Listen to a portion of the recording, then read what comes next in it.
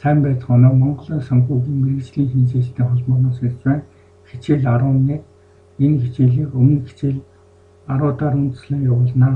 Өмнөх хичээлдээр бүлээн мэдээц үндсэн хувьсагч E-г аалгын аргаар тооцоолсон. Одоо бүлээн мэдээцэгт 2 дахь үндсэн хувьсагч N-ийг логарифмын аргаар олъё. 2 нэмэгдэхүүнд ижил ирэмбийн N хөлсөж байгаа учраас түүнийг тэгштгэл 1-ээс тодорхойлъё. Энэ тэгштгэлийг өмнөх хичээлдээр авч үзсэн.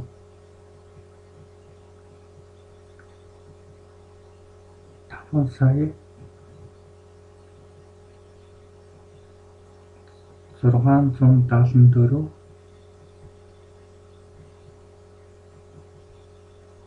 300 тэнцвэр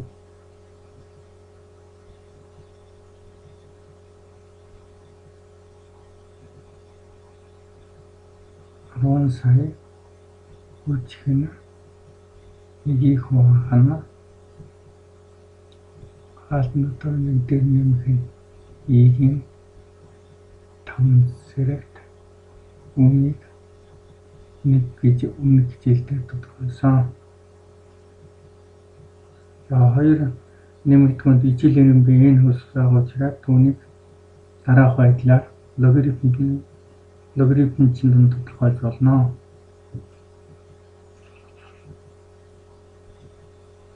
N логарифм 1 12 тэнцүү логарифм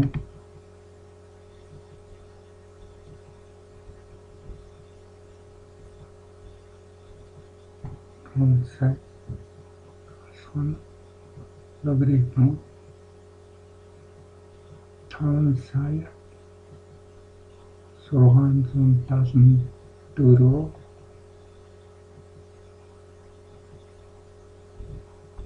300.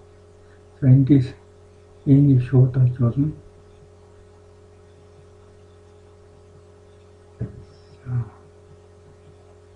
Хүртвэрт логарифм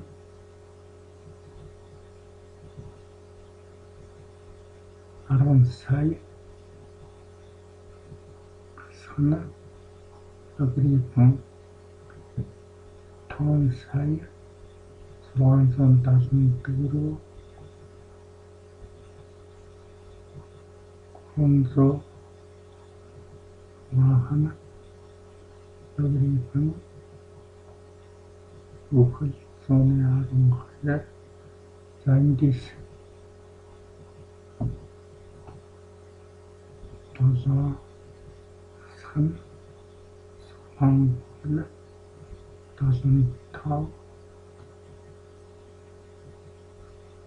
39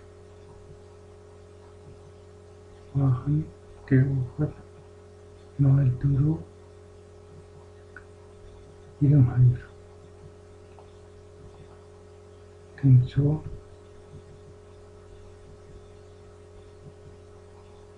00 2. За энэ нь ойролцоогоор